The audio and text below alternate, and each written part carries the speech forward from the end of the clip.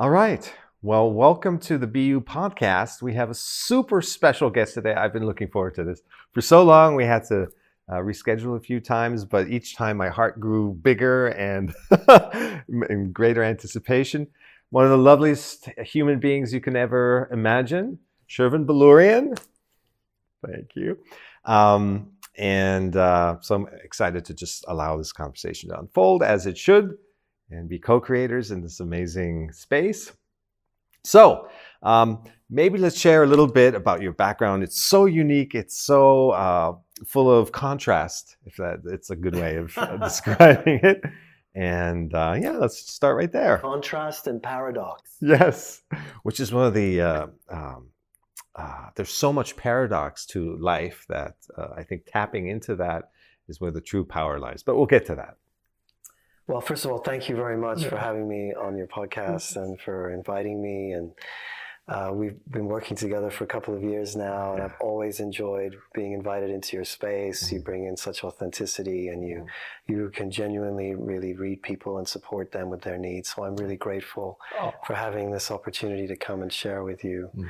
And yes, I would say that there is a lot of paradox and just things that are probably not available for most people to see under the surface when it comes to my life and where I'm coming from. I'm a practicing sound therapist. I've been living here in Bali now since 2009 and doing my practice here since 2012. I received my authorization or certification from the Sound Healing Academy that I graduated from in 2011. And I started the first program here that was live sound and events and private sessions and so forth, the full comprehensive sound healing program in 2012. And ever since then, I have been touring. I've been taking my work to all different parts of the world. My main passion is still to just create different kinds of sounds, vibrations, music that can touch people on different levels.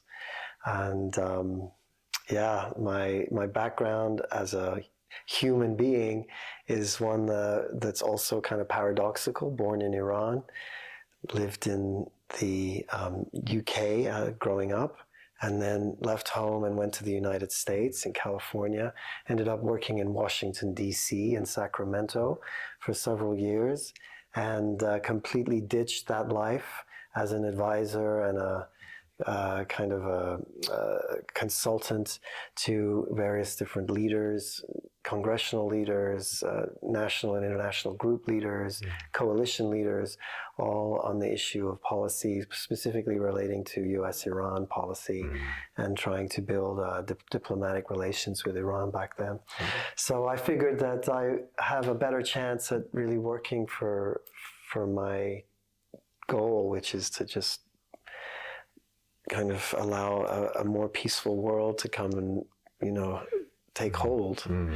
I feel like a lot of people's lives and destinies have been shaped by a lot of unrest, politically, a lot of unrest mentally and personally, and specifically a lot of heartbreak and pain.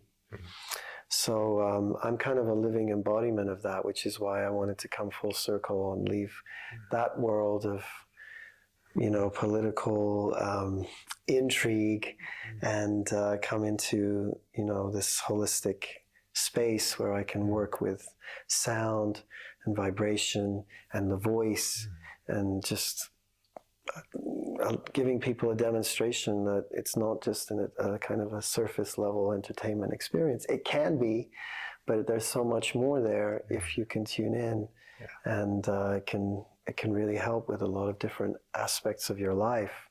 No matter what age you are, no matter where you're from, sound and vibration can be a transformational force. And you're working with that on a different level with your book and with your seminars, but it's all essentially vibrational work. Yes, it is. And I don't even know if I usually don't share this, but I'm a lifelong musician as well. And throughout my own childhood of moving around a lot, it was the music that saved me. And there was a lot of disruption all the time. And The first thing my mom would do, if wherever we landed, would find a keyboard or an old piano. If it was a little upright $200 piano, that whatever it took to get Chris on to the piano, because that was my safe place, and the vibration it can access you in a way that almost nothing else can. Music in particular, but everything is vibrational. Just a quick note. Ask you about that? Yeah. What did it do for you to have the piano there? Did it Well, specifically, what kind of feedback did it give you when you were at the piano? yeah, I mean, I was very young, so I was just doing because it felt safe, and I could, I guess, from today's perspective, come out of my head, and the vibrations can access you in a deeper place that words and other things, they have their function, but you can just cut through all the layers of just complication or stuck energy and reach you in a deeper place. And in a way, I wound up not pursuing that as a career because I wanted that innocence to stay intact. Not have to make it a livelihood. Working for others, it's just a different thing. Same thing with tennis. It's just like I want to play or go out there when I want to and feel like it and need to and be able to rest when it's not needed. So yeah, vibrations is everything is energy as we know, but if anyone has the chance, I've been to many of Shervin's sessions, and your voice is angelic. It really is, and so there's something beyond just it's the quality of vibration that you provide and offer and uplift. And would you say the contrast from that very different environment of working with politicians and being kind of in that type of, I don't even know what to call it, a power or a head space environment, the contrast from there shaped you into what you're doing now? It pushed you to do this? I think it made me more able to communicate and be more grounded in the way that I describe, my gifts, and just be a little bit more present. I think I was really a dreamer, and I was very out of body. It was not an easy thing to be in my body for much of my life. I was very accident prone and had injuries and recurring surgeries and so forth. So the main gift of what I got from that world in Washington, D.C. was how to write technically, just the facts, be able to communicate and describe things, be succinct, not have to go into these other kind of rabbit holes that are interesting perhaps, but can just bog you down. So learning all of these things about how to tell a story essentially in a way which is captivating and engaging, that was all thanks to my time there. And I feel like I've taken all of that I needed to learn from that and bring it with me. I also got a very nuanced perspective about how people in power are so very limited, and that the vast majority of them really want to do the right thing. A lot of the news focuses on the bad apples, and everybody just kind of says, oh, they're all a bunch of this and that. But, I worked with these people on a daily basis, and I can genuinely say that the vast majority of them were coming from a place where they wanted to improve the world, but the limits of the system that they were in were incredibly constraining and choking even. And that, there's a huge need for reform if we ever want to see, proactive change coming out of our governmental systems, at least in the Western world. Yeah. Wow. Yeah. I'm always so curious to see how, how people respond to going into a situation with all this goodwill and good intention, and then feeling thwarted. And how do you respond to situations like that? I mean, I would say also, Chris, that even though there is a goodwill there, sometimes people come at things, particularly their careers, from a place of reaction. And a lot of that reaction comes from frustration, anger. I'll show them. People need to see this. People need to understand. And so that vibrationally has an impact when people are coming so much from a reactive place. I witnessed that firsthand. I lived it firsthand because I was one of those people.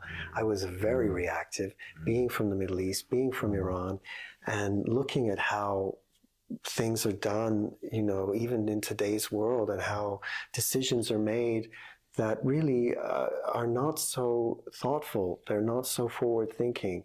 As someone who's a refugee from that world, and a lot of outside Western kind of intervention that occurred in those types of environments created so many shifts for so many millions of lives that many of us, particularly those of us who, had been very hurt or devastated or went through so many losses through those decision makings, just wanted to kind of push back and try to draw a line and say, this is not humane. We need a more humane system. And that's where I was coming from. And so I realized much later that there was so much grief underlying all of that frustration. And that grief was driven from so much pain. It's a collective pain as well as an individual pain. And it's still going on today. It's still something that's very active today. I just realized that my way of being able to kind of address matters, being sensitive, being kind of overly tuned in, as some people might put it. I don't see it that way, but when you're that tuned in, you pick up a lot. It can be overwhelming for the senses, and it can create a lot of stress, a lot of physical dis-ease, and a lot of harm to your nervous system. That's what happened to me. So I couldn't joust in that arena any longer, and I had to first of all come out of it and recover and detox from all of that. And then I made a very serious decision about changing my entire career and wanting to be in service in a completely different way, but in a way that I thought would be more suited to my gifts, and that was with sound therapy. Yeah, wow, amazing. Oh my God, there's so much good stuff there.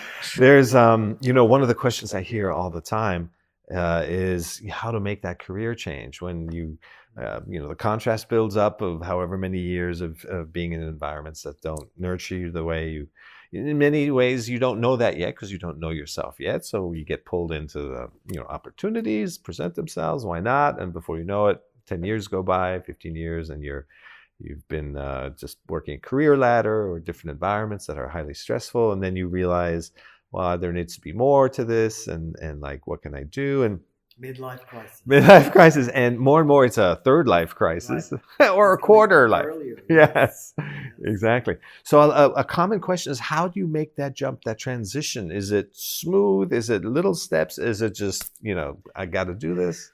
Great question. You have to have a lot of faith. You have to have faith that the universe will have your back. And it means you have to make a lot of sacrifices. That is to say, this type of sacrifices that you will likely have to make will have to do with your status, your salary, your, overall perspective about how you function in life. But you will get this other voice that calls to you. And that voice has been patiently waiting. Mm-hmm.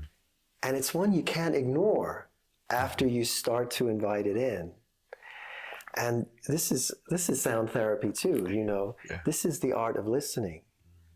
We have atrophied in our ability to really listen to what it is about life that draws us, that really compels us to fulfill who we are, what our mission is, what we're about. We get so hung up. I'm saying we, but I mean me. In my old life, I was so hung up on just being accepted, by ticking the boxes, by making sure that I had a full enough retirement, and that my parents would accept me, that my friends would accept me. And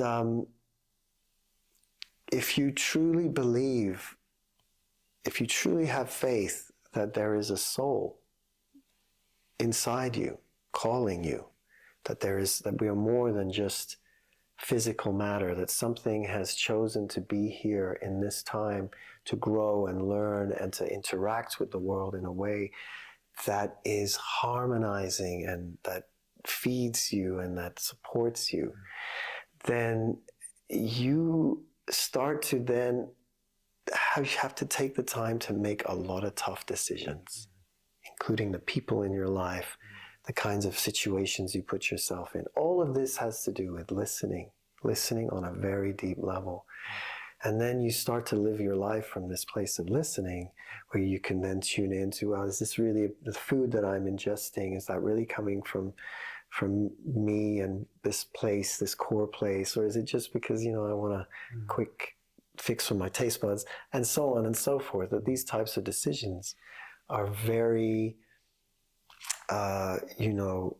subtle, but they have a profound impact on your own development, and you will feel that satisfaction. But you have to make that leap of faith. It took me a couple of years, and there were circumstances that occurred that kind of was like, you don't have a choice now. With my health, with my relationship status, with the situation,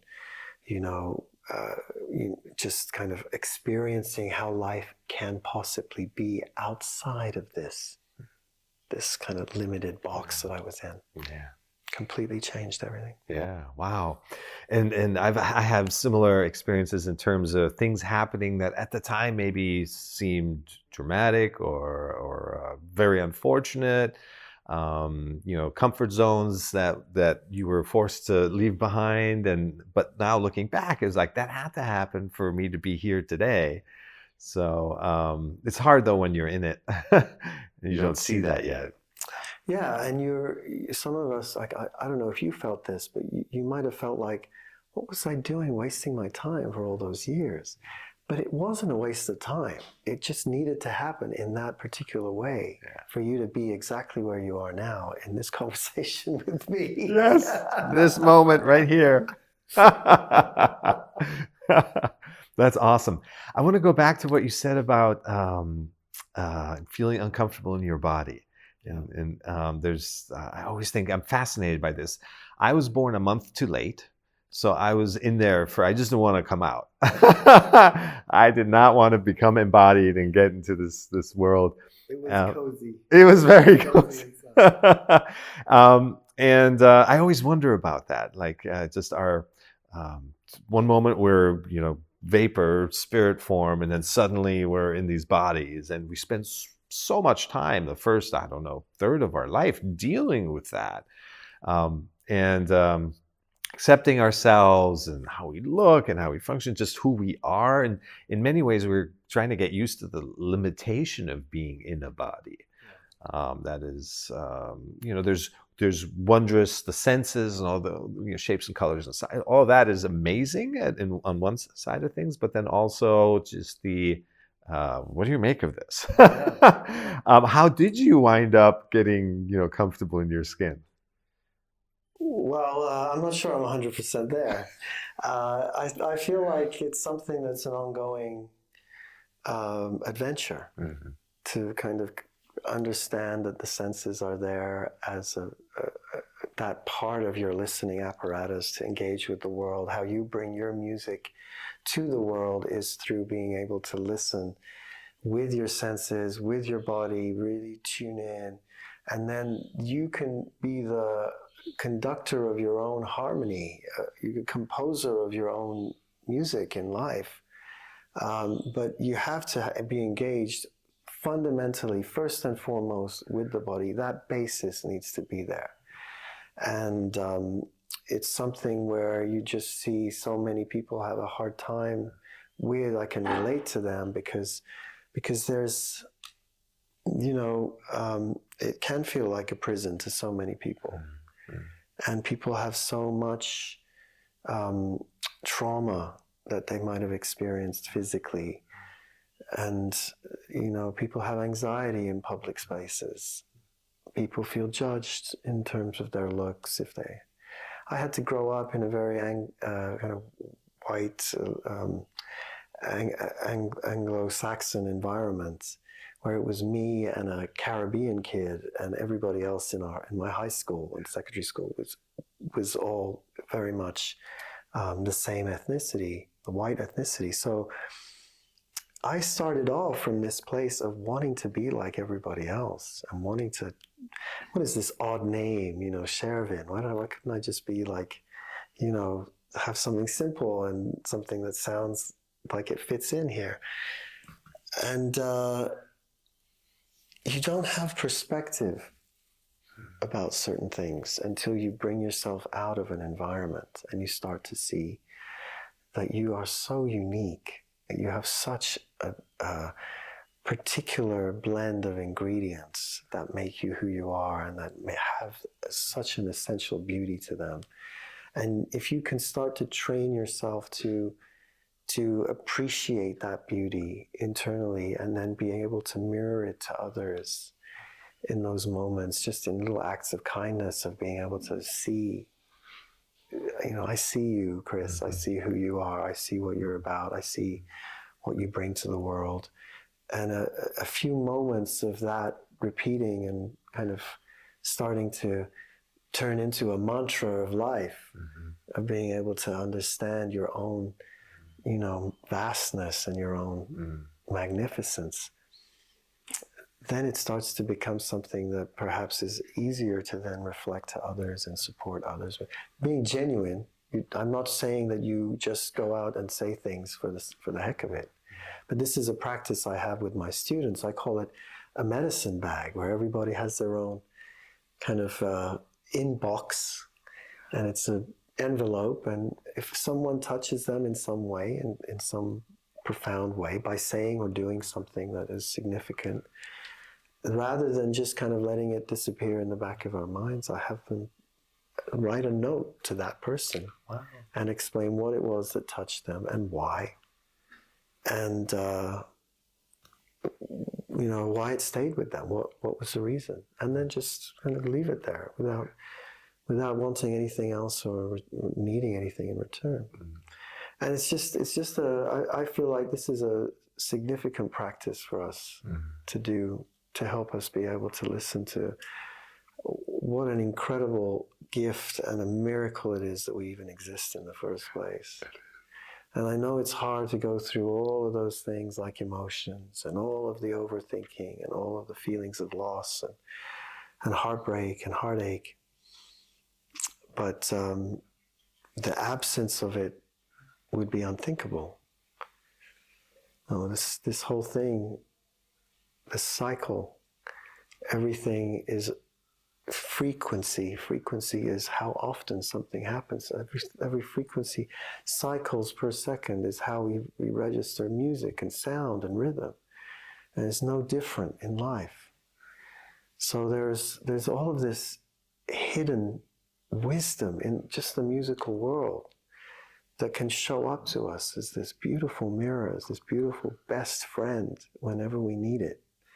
And that's how I refer to it in my book, The 3 Zones of Sound, that how music is it's someone who knows you better than you know yourself. Because of that, once you start to learn to listen, then you can respond to it. It's not just with pretty sounds that are coming over, oh, that's really nice, but this maybe I need more of this in my life. Maybe I need more of this particular type of sound and vibration or instrument. Yeah. Wow. Oh my gosh. And that is the special thing about sound, is words are often met with resistance if they don't fit our existing paradigms or truth structure. But with sound, it's just like, it reaches you in the way that you're capable and open to being reached. And frequency, thinking of it as a cycle of how often I'm a trained sound engineer, actually, but I've never thought of it that way. At least from the more of the spiritual perspective of yeah, that's fantastic. Also, what you said in terms of the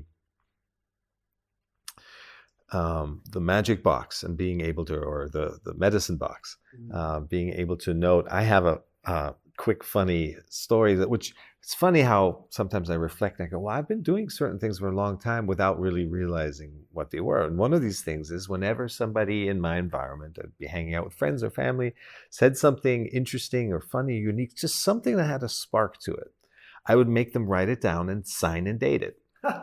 And I call them my sign and dates. And this goes back to when there was no internet or email. So I have a big bag of just little snippets of people quotes from over the years. And the goal is to one day put all that together. There's going to come a point where I have enough for every day of the year. I probably already do, and create a calendar out of this, and then send that out to all the people that participated. And just would you put some images on there too, or sure, why not? Yeah, that would be very cool. Yeah. So, oh my gosh, how do you get more embodied? You mentioned this stepping out of your comfort zone, super powerful. It's just to get a perspective, we really have to leave our environment. Maybe that's why travel to a certain extent is so effective. But are there other things you can really more consciously, intentionally do to become more embodied? Specifically with music, yes, and with sound, absolutely.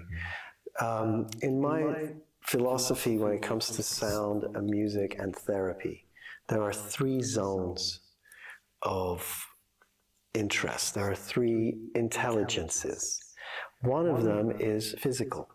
One of them is instruments that literally help you be in your body, that are an aid and a support for you to be more in your senses.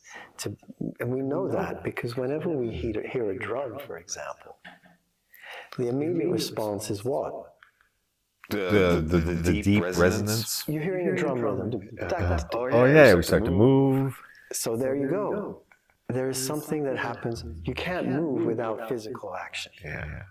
These are instruments that help you to come in. They are invitations to help you connect to the body. They are low-frequency instruments. The drum, the gong, the didgeridoo, the percussion instruments. They all have this incredible effect of helping you to come and literally embody, because you can even feel those vibrations. Those low-frequency sounds penetrate into the cells.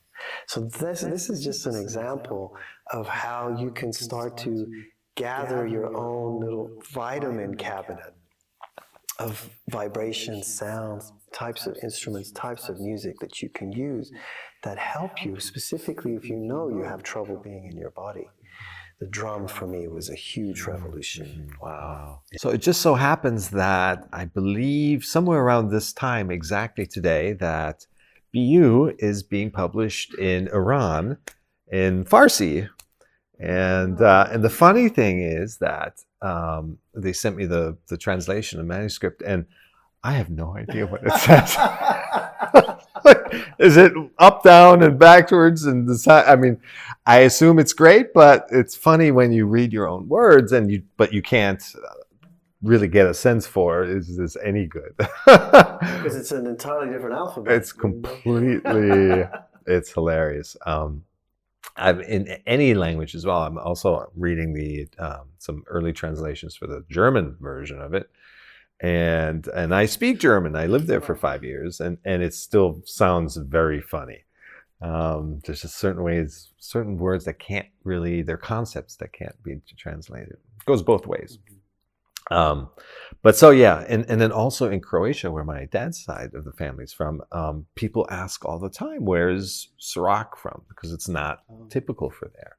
And so I did a little research, and there's 2 words that come up. One is in Turkish, it's apprentice, and then in Iranian, and it's like a noble family name.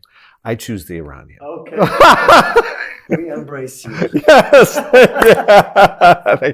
And the funny thing, how I found out, is I was getting my passport renewed in one of these hole-in-the-wall places in the U.S. that you just go, and it's funny because you think it would be a more formal setting where they renew your, at least in those days. And the person working there was Iranian, and when he saw my name, he backed up and started bowing to me.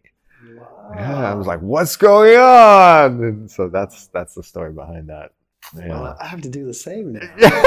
Oh, no. But congratulations on getting. Oh, yes. Yeah, thank you. That's a great achievement. Especially for that part of the world. We'll see. Yeah. Good, I can order some for my family. Yeah. Exactly. Cool. All right. So, coming back to, feeling called to do something, and we, reach a point where we just have to have faith, in and just take the leap. Essentially, I love these images of maybe some, falling backwards, and I did hear a great kind of analogy recently. Is that the bad news is you have to, you're falling, you're in free fall, you don't know, what's going to happen. The good news is there's no ground you're going to hit. And so this idea of this permanent reality of just a concept of truth, and that you're just going to go smashing into that, that also dissipates. So now you find yourself in this kind of impermanent place of accepting anicca, and the changing nature of life and all this. I find that, coming back to the sound and music and vibration, that is, it permeates everything. Yeah. It just goes through things, and it just ripples out into indefinitely, in infinity. So to stay connected to that, I think maybe, this is why music at all levels is so powerful, because it takes you into this deeper place of just infinity and, infinite possibilities, which is really what starts to open up when we let go, when we surrender, and when we embrace living from our awareness, as opposed to just the head. Absolutely. Yeah. And I do wonder about, coming back to those places of power and policy and influence, where if that is just a symptom, that constraint that you mentioned, of the system, that is due to just living in one's head, and that ultimately the mind can justify any course of action, and any it's susceptible. It needs to glom onto ideas.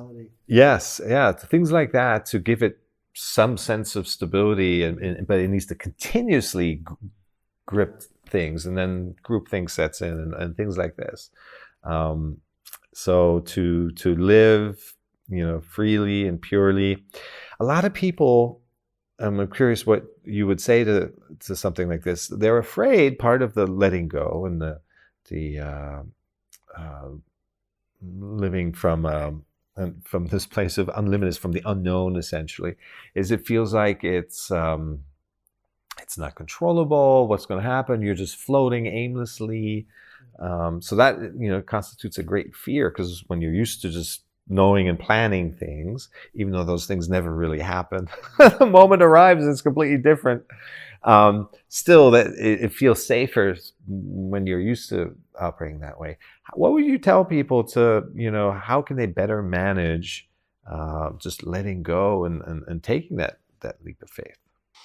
Well, one thing that struck me from what you just said was that, people just kind of feel like they float along, and that there's no real stability or safety net. I think it's an important distinction to differentiate floating just kind of like aimlessly, and flowing with life, as the two very different mindsets. The one is kind of this kind of whimsical way of being, and the other is that you have a sense. The guidance, the compass is different than what you've had previously, but you have a sense of where it is you want to go. And your job now, if you can call it a job, your play with life now, is to make those discernments and those differentiations about what is really helping me to flow in this direction where I've wanted to go. I've always wanted to be in service. I haven't had a desire other than to be in service in my life. And I got into the world of policy and activism and working, for these various different groups and organizations and think tanks and NGOs through my desire to be in service. But I was seeing in service, and had all of that structure, and I had all that, all those great things. But I personally was sick as a dog. I was very ill. I could not function because of the amount of stress that I was dealing with. And by the way, about 30% of Americans are at a point today where they cannot function because of the amount of stress that they're dealing with. Because that's the level of anxiety that we're having to take on. And we're just not biologically meant for that. Especially when it's on overwhelm, like it's constant, So, when we are in this this place of overload, it gets in the way of our ability to really tune in to what we're about. And much of my life has been essentially just picking away at the armor and all of the clutter that has kept me from that vision of what I'm here for, why I want to be in service, what is it that I want to do, and where am I, how do I want to be in service, in what way do I want to serve the world? And I feel like I have a really unique, particular background that helps me get there. So I don't feel like, I think one of the main fears, to answer your question, is that we're going to be alone on this quest, and that our friends will leave us, our family will leave us, we'll be completely isolated. Our coworkers will be like, what the hell are you doing? And I can tell you that those people that are going to be judging you for wanting to go into the more of a direction where you can bring the real you to the surface and really celebrate that part of you, that it may not be beneficial for you to have those kinds of people in your life while you're on this particular type of quest. If your health is counting on it, if you're truly miserable on that plane where you have your sense of security, where you have your safety net, but you don't have much else in the way of quality of life, then it's worth it to try something else and to know that you're not alone, and that you will be surprised by the number of people who will not only be like, yes, this is exactly what you need. We see it. We need you to put your health first. We need you to put your presence first and your joy first. And I can only tell you this, Chris, once you're on that type of quest, doors will open for you in the most unassuming and unpredictable places. And life just will have your back. You can't expect that it'll be easy. You can't expect that you're going to be instantaneously, ta-da, here I am. It's where the hero's journey begins. It's just the beginning. And if you want to be the hero of your own life, if you really believe in yourself enough to know that you are sent here for a reason, whatever that reason is, then it's worth it to listen and to compose that piece of music that is unique to you. And then the rest of the world just seems to support that energetically. Things just happen, right? The right things will happen to you. Poetry from your lips. And I think Joseph Campbell's Hero's Journey is somewhere in my bookshelf. Oh, here. good. So, yeah, that's very good. Yeah. Absolutely. So you mentioned the, feeling driven out by those experiences that were contrast building early on. and a lot of kind of the stress and the overwhelm that happens that eventually then pushes us, hopefully, to make a change. Does it need to get to that place? Is there something you can do to not hit rock bottom and just notice it sooner, start listening sooner? That's a great question. This is why sound is such a great medium, because that muscle of listening, if you can do that, if you can develop that muscle, if you can bring yourself back to really listening on a deeper level, on all levels of life, then I feel like that makes you so much more equipped to be able to deal with all of these different types of things in your own way. So earlier on in life, you don't have to put yourselves into those kinds of scenarios that are so vastly removed from who you are. And those are the types of decisions that will require you to really tune in and really be conscious about what types of choices you're making and where those choices are coming from. And you may have to really face that some of those choices are not coming from the most aware places, that they're there for things that could be quite superficial. That's how I was. Yeah. Well, we have to face the music eventually, as they say. I love this music theme. Now, you're speaking of vibrations and accessing the deeper realms. It would seem like being a master of those vibrations and frequencies, that would also translate into being a master of manifestation. Since a lot of that is, connecting, aligning with frequencies, aligning with yourself, is in your inner voice, which I love that. That's something I use all the time, and I'm only realizing how much of that is the listening that you're talking about, the frequency from within that we're really tuning into. But when it comes to manifestation, that is really, experiencing that vibration as if it's already happened, as if it's now. And then the rest of the world starts to tune and align with that. Have you found that to be, with so many vibrational, the man plays 500 instruments at least. And you should spend a moment in describing where you find them. It's just incredible. It's like, I looked at your assortment one time, one of my retreats. You had it all lined up and set out, and I was like, I've never seen any one of these. Or like wow. This is why you could never do the sound journey with your eyes open, because you'd be like, ooh, what's that? It's like you when you're in the sound journey, the sound that's so unique and different, it just transports you. But if you start to peak and you want to then the mental stuff comes in. So it's very designed that way. Wow. It's very designed that way to keep you in the magic. Yeah. Wow. Speaking of magic and keeping your eyes closed, I recently did a dark retreat.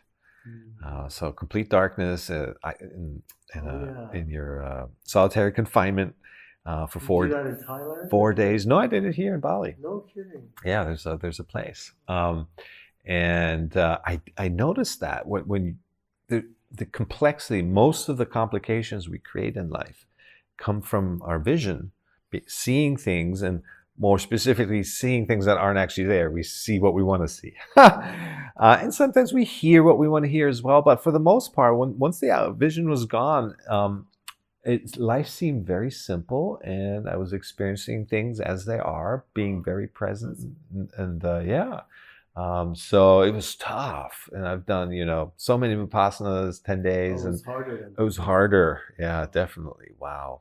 But it's a full body reset in your senses. We become so heavy on the visual in this environment that when you see people who are vision impaired, how their other senses come to life so much more. I could literally feel like the resources flowing to my other abilities and senses, and all the things I thought would be difficult, eating, brushing your teeth or something, It was no problem whatsoever. Wow. Yeah. So it's like it tunes you into more the vibrational nature of things. So interesting, isn't it? Wow. Yeah. Yeah, there's a guy called Russell Paul who he wrote a book called The Yoga of Sound. And he says in that book, he says that we're in a hyperocular world where this causes a loss of connection to our other senses.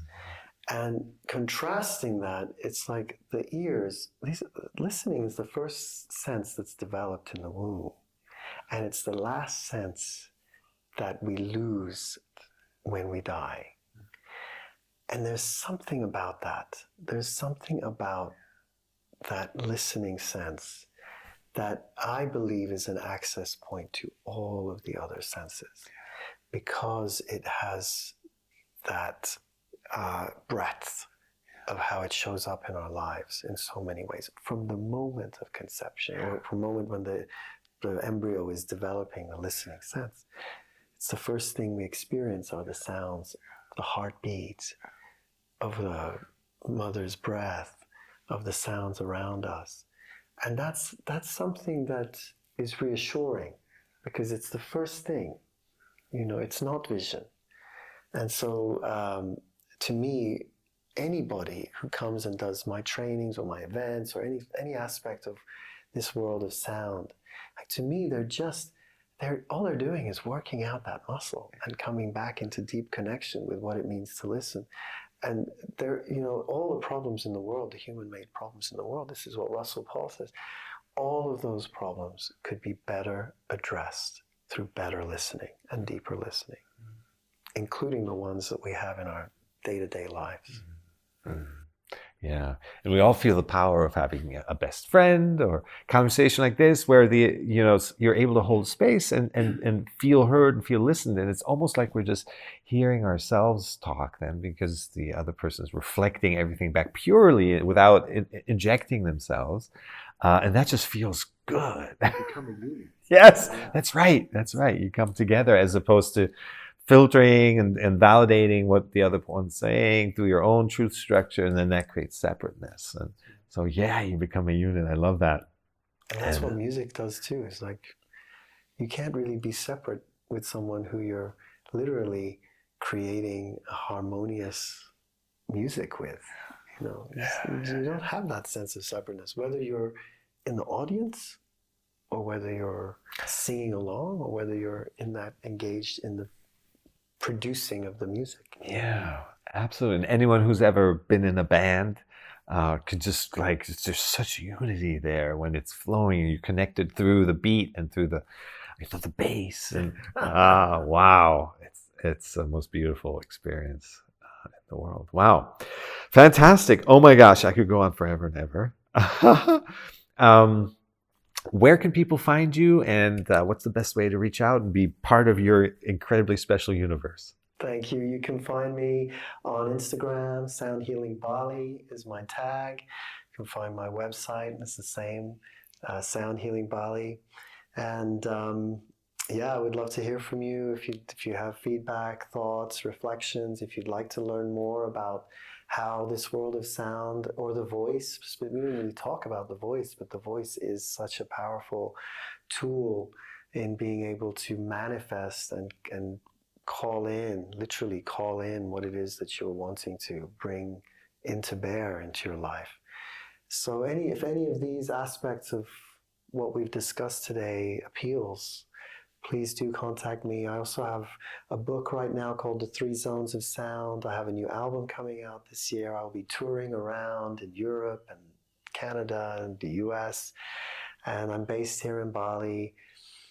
And I would love to hear from you. Oh, wonderful. And thank you so much for making time in your schedule.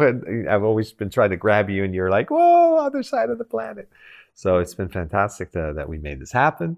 And I hope to share the stage with you again in different venues and different events. And we need to do a part 2 on the voice, because that's actually, I think, a very integral thing. And I need some training there, so maybe I can ask you for some advice. My pleasure. Yeah. Come and do what you want. Yeah, there you go. Awesome. All right, and that's it for the BU podcast. This was a super special episode. I hope you enjoyed it as much as I did. And we'll see you again next time. As always, be happy, be free, be you.